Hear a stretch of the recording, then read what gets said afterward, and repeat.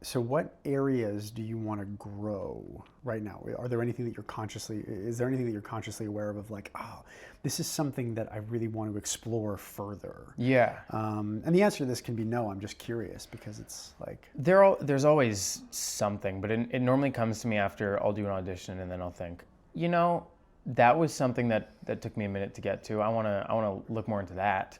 But off the top of my head, I'd say path forward for me in terms of things that I'm consciously working on is continuing to, because something I've been doing recently that I've enjoyed, but I don't always do, sometimes I'll get lazy and I'll forget to do it, is making sure that I'm throwing at least one wrench into the cog of whatever machine I have that gets me ready for tapes.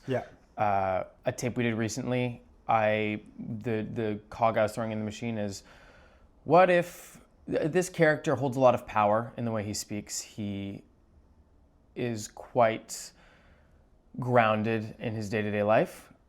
Something I do as a person naturally is I move through the world very quickly, like literally move through the world quickly. Like I walk fast from place to place. I ADHD kind of bounce around 4 or 5 different things at a time. I was like, okay, for the next 2 days, let's see what happens if I force myself to be the slowest person walking on the streets and just see what that does to me.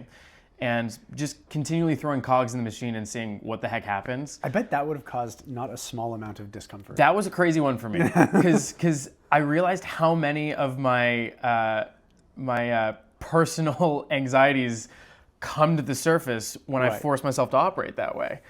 And you're just like feeling things and you're like, oh God, what is happening?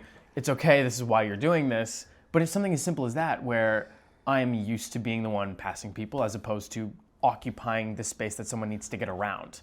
And even that change can be really interesting to then be like, oh, I can use this for a character. Right. Little things like that. It's really cool. It's such an underrated, like when, like I'll say this when people are learning like the foundations of on-camera technique. So like we talk about like learning how to exist within the frame and doing technical things like instead of taking ether thought to the ground, getting comfortable taking ether thought off of like somebody's shoulders. Totally, yeah. And I'll often say like, the next time you're ordering coffee or whatever, when somebody's like, hey, what would you like? Instead of being like, no, I'll have an Americano, actually just be like, I'll have an Americano. Taking the thought off of them, it one is extremely uncomfortable until it isn't, and 2, it causes them to grow in camera technique so much faster because they're pulling it into life. So it's very interesting to me that you're like, oh, you know what? If I want to be an actor, I want to be expanding myself. And then you're actually taking it a step further and being like, I'm going to with my life. Like, that's pretty cool. Not a lot of people do that. In very like safe and healthy ways where I'm not like full method losing, I don't know, everything. Yeah, you're like going to bars to pick fights. Yeah, there you go. Like, but it's weird you say that because as you know, I have a Tim Hortons coffee edition and I bring it every time I show up to audition with you.